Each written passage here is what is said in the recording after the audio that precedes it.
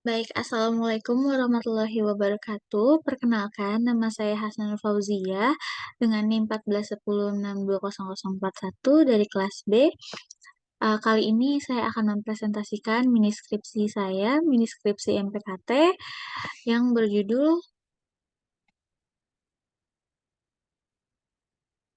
Pengaruh Pola Komunikasi Organisasi terhadap Kinerja Anggota BMP Ilmu Komunikasi UNJ periode 2023 sampai 2024.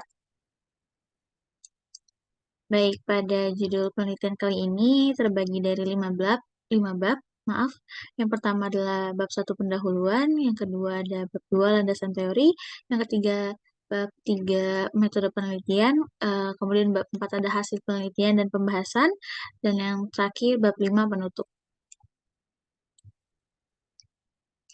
Nah, pada bab 1 ini di pendahuluan ada latar belakang masalah. Latar belakang masalah kali ini adalah komunikasi organisasi adalah hal yang penting yang digunakan pada komunikasi adalah hal yang penting yang digunakan pada tiap kehidupan manusia. Salah satunya adalah dalam berorganisasi. Agar menjadi organisasi yang baik, sesama anggota harus saling berkoordinasi dan bekerja untuk mencapai tujuan yang baik dari organisasi tersebut. Komunikasi yang baik dari setiap anggota pasti akan membuat pelaksanaan organisasinya juga berjalan dengan lancar. Begitu juga sebaliknya, jika komunikasi dari setiap anggotanya tidak berjalan dengan lancar, maka pelaksanaan organisasi tidak akan memiliki hasil yang baik pula. Nah, keefektifan komunikasi dari setiap anggota merupakan hal yang penting karena dapat mendorong serta meningkatkan semangat dari kinerja anggota. Kinerja anggota yang baik akan dapat memudahkan organisasi mencapai tujuannya. Jadi, eh, pada kemudian, kemudian dengan permasalahan yang ada, peneliti kemudian memilih untuk melakukan penelitian dengan judul Pengaruh Komunikasi Organisasi terhadap Kinerja Anggota BMP Ilmu Komunikasi UNC periode 2023 sampai 2024. Kemudian ada perumusan penelitian. Perumusan penelitian kali ini adalah apakah komunikasi organisasi dapat berpengaruh terhadap kinerja anggota BMP Ilmu Komunikasi UNJ periode 2023 sampai 2024. Kemudian tujuan penelitian kali ini untuk mengetahui pengaruh komunikasi organisasi terhadap kinerja anggota BMP Ilmu Komunikasi UNJ periode 2023 sampai 2024.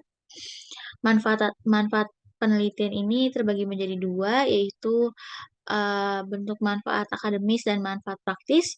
Untuk manfaat akademis, diharapkan penelitian ini dapat menambah ilmu pengetahuan dalam bidang ilmu komunikasi, pada ilmu komunikasi organisasi, khususnya mengenai pengaruh komunikasi organisasi terhadap kinerja anggotanya. Kemudian manfaat praktisnya adalah diharapkan penelitian ini dapat menambah wawasan serta pembelajaran untuk penulis ataupun praktisi komunikasi dan dapat menjadi sumbangan pemikiran untuk penelitian selanjutnya dengan tema dan topik yang sama.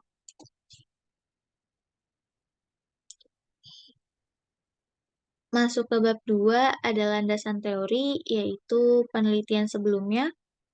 Penelitian sebelumnya ada 5 penelitian sebelumnya, yaitu yang pertama dengan judul Pengaruh Komunikasi Organisasi terhadap Kinerja Staf Kantor Desa Mulyasari oleh Aam Widiawati, Pujisyanto, dan Tiniani pada tahun 2023.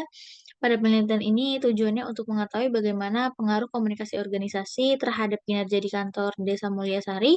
Metode yang digunakan dalam penelitian ini adalah metode kuantitatif, asosiatif, dan metode pengumpulan data yang dilakukan melalui studi kepustakaan, studi lapangan, dan observasi penyebaran kuesioner. Kemudian selanjutnya ada yang berjudul Pengaruh Komunikasi Organisasi terhadap Kinerja Karyawan di PT VEVA Indonesia pada tahun 2021. Kemudian ada berjudul Pengaruh Komunikasi Organisasi terhadap Kinerja Karyawan pada PT Cakrawala Mitra bersama di Jakarta Timur tahun 2023. Selanjutnya, pengaruh komunikasi organisasi terhadap kinerja yang dimediasi oleh kepuasan kinerja pegawai, kepuasan kerja pegawai, maaf, pada tahun 2023. Dan yang terakhir, pengaruh komunikasi organisasi terhadap kinerja karyawan pada PT GAPA Citra Mandiri Radio Dalam Jakarta Selatan pada tahun 2020. Selanjutnya, konsep yang ada pada penelitian ini adalah konsep komunikasi organisasi dan juga kinerja. Hipotesis teori pada penelitian ini adalah adanya pengaruh komunikasi organisasi terhadap kinerja anggota BMP Ilmu Komunikasi UNJ periode 2023 sampai 2024. Dengan model penelitian komunikasi organisasi sebagai variabel X mempengaruhi kinerja sebagai variabel Y. Kemudian pada metode penelitian, yang pertama ada pendekatan penelitian. Pendekatan penelitian kali ini adalah pendekatan kuantitatif. Menurut Wenzel dan Baby 2000, pada bukunya 2014, pendekatan kuantitatif merupakan metode penelitian yang menggunakan sistem pengukuran. Jadi uh, jika sudah dikelola tidak praktis untuk kembali diubah karena nantinya akan ada perubahan. Dan untuk bagian kuesioner, terdapat beberapa fleksibilitas dalam cara mengukur variabel selama fase analisis. Kemudian jenis penelitian kali ini adalah survei. Yang ketiga adalah unit analisis dan unit observasi. Unit analisis dalam penelitian ini adalah individu yang merupakan anggota dari BMP Ilmu Komunikasi UNJ periode 2023 sampai 2024. Dan unit observasi dalam penelitian ini ialah BMP Ilmu Komunikasi UNJ periode 2023 sampai 2024. Ukuran sampel, populasi, dan teknik penarikan sampel dari penelitian ini. Ukuran sampel dalam dijelaskan terdapat bahwa faktor yang mempengaruhi keputusan menetapkan ukuran sampel. Faktor-faktornya adalah tujuan dari penelitian, tingkat kepercayaan diinginkan, risiko yang dapat diterima, besarnya variabilitas dari populasi, biaya dan waktu, dan kemudian dalam beberapa kasus besarnya populasi.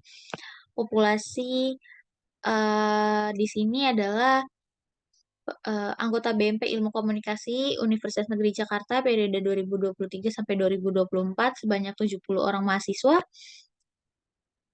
Dan sampelnya adalah anggota BMP Ilmu Komunikasi Universitas Negeri Jakarta angkatan periode 2023 sampai 2024 sebanyak 60 orang. Hipotesis riset pada penelitian ini adalah komunikasi organisasi tidak berpengaruh terhadap kinerja anggota BMP Ilmu Komunikasi UNJ periode 2023-2024 atau komunikasi organisasi berpengaruh terhadap kinerja anggota BMP Ilmu Komunikasi UNJ periode 2023 sampai 2024. Kemudian hipotesis statistik tidak terdapat pengaruh komunikasi organisasi terhadap kinerja anggota BMP Ilmu Komunikasi dan terdapat pengaruh komunikasi organisasi terhadap kinerja anggota BMP Ilmu Komunikasi periode 2023-2024. Populasi dihitung menggunakan sampel dihitung dengan menggunakan rumus Lovin dan diketahui dalam penelitian ini sebanyak 60,29 yang kemudian dibulatkan menjadi 60 orang. Validitas dan reliabilitas pada penelitian ini adalah valid di mana didapatkan angka 0,747 untuk validitas variabel X dan kemudian validitas variabel Y didapatkan angka 0,794 yaitu lebih dari 0,5 dan dinyatakan valid. Kemudian reliabilitas juga valid didapatkan angka 0,780 yaitu lebih besar dari 0,6. Kemudian untuk variabel Y didapatkan angka 0,851 yaitu lebih besar dari 0,6. Metode pengumpulan data pada penelitian ini adalah angket atau kuesioner. Metode analisis data univariat dan bivariat. Kemudian definisi operasional pada penelitian ini adalah konsep komunikasi organisasi, di mana ada komunikasi internal termasuk dalam komunikasi horizontal dan vertikal, kemudian komunikasi persona, komunikasi kelompok, kemudian ada komunikasi eksternal meliputi komunikasi secara timbal balik dari organisasi ke khalayak, begitu juga sebaliknya khalayak ke organisasi. Kemudian ada operasionalisasi konsep, tabel OK, yang nanti bisa dilihat di slide selanjutnya. Kemudian ada keterbatasan dan kelemahan penelitian. Keterbatasannya adalah dalam penelitian ini, waktu untuk menyelesaikan penelitian, keterbatasan dari waktu mempengaruhi adanya keterbatasan dalam hal-hal lain untuk melakukan penelitian ini, seperti jumlah sampel, populasi, dan lain-lainnya. Kelemahannya adalah dalam penelitian ini masih kurang kuatnya penjelasan yang ditulis oleh peneliti. Kurangnya sumber dan hal-hal lainnya juga membuat penelitian ini masih terasa lemah baik dari segi penulisan maupun hasil. Untuk itu diharapkan peneliti masih dapat menindaklanjuti penelitian ini untuk mendapatkan hasil yang lebih baik dan memperbaiki kekurangan yang ada. Ini adalah tabel OK-nya. Ada komunikasi organisasi, variabelnya komunikasi organisasi dan kinerja, dimensinya ada komunikasi internal, eksternal, kualitas kerja, ketepatan waktu, inisiatif, dan perancangan kegiatan kinerja. Indikatornya ada komunikasi vertikal, horizontal, dan lain-lainnya. Kemudian ada di bab 4 hasil dan pembahasan. Di sini ada hasil uji univariat untuk tiap-tiap variabel dan bivariat. Terakhir masuk di bab 5 ada kesimpulan dan saran. Kesimpulannya adalah penelitian ini dilakukan dengan metode penelitian kuantitatif dengan jenis penelitian eksperimen. Metode pengumpulan data dilakukan dengan survei melalui kuesioner Google Formulir yang disebarkan kepada 60 responden. Berdasarkan hasil penelitian yang telah dilakukan, dapat diambil kesimpulan bahwa komunikasi organisasi memiliki pengaruh terhadap kinerja anggota dari BMP Ilmu Komunikasi periode UNJ periode 2023 sampai 2024 dari komunikasi yang baik antara ketua organisasi kepada anggota organisasi, dari anggota organisasi kepada ketua organisasi, dan sesama anggota organisasi akan membuat kinerja anggota kepengurusan organisasi tersebut meningkat dan semakin baik. Terjaganya komunikasi yang baik dan merupakan landasan untuk tercapainya tujuan mereka sebagai anggota organisasi. Nah, yang terakhir sarannya adalah dari peneliti untuk BMP Ilmu Komunikasi adalah untuk terus menjaga keterbukaan dan komunikasi yang baik, terlebih komunikasi upward, agar anggota merasa dapat bekerja dengan kinerja yang lebih baik lagi. Sekian presentasi saya tentang penelitian kali ini. Kurang lebihnya mohon maaf. Wassalamualaikum warahmatullahi wabarakatuh.